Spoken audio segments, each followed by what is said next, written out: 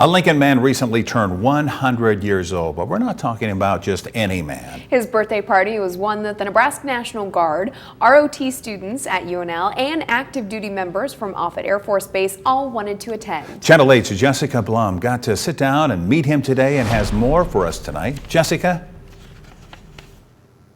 Yeah, born in Omaha, retired Lieutenant Colonel Neil Clemmer has been looking back on his life recently, but is not slowing down anytime soon. Hanging out with him today, he still serves people around him in special ways while waiting on the arrival of his 21st great-grandchild. I'm one of a kind. Very few people get to be 100. Sitting in a rocking chair with yarn at his feet, it's a different chair than he has been used to in his earlier life.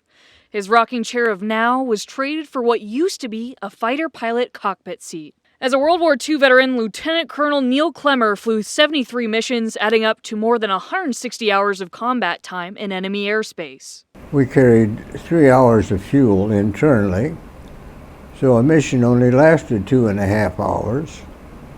And you could fly a couple a day. I once flew 3 missions a day. And I did visual reconnaissance. And the way you spell visual reconnaissance is S-P-Y. I flew spy missions. Not only that, but in his work on missiles during his tour, he helped train members of the Royal Air Force while in California in missile technology. That later led to his role in leading a team to put the first weather satellite into orbit. The governor appointed me admiral in the Nebraska Navy, which is a high honor. But growing up, I remember many famous Nebraskans were made admirals, and I'm very proud to be amongst them. Clemmer enjoyed life with his wife, Mary Jane, until she passed in September, 3 months before their 75th wedding anniversary.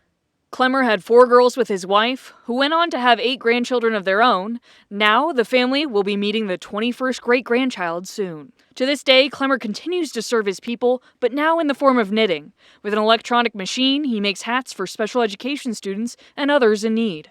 And his one major piece of advice through it all, stay in school. Looking back, get your education, set your goals, and set them high. And another one of his many hats, that of an author. Neil released his first book in 2004, and now with a new computer, he's planning to publish another book this spring that fills in more gaps of the many stories he continues to remember. Well, first of all, happy birthday, Neil, and thank you from all of us for your service. Great to hear from you.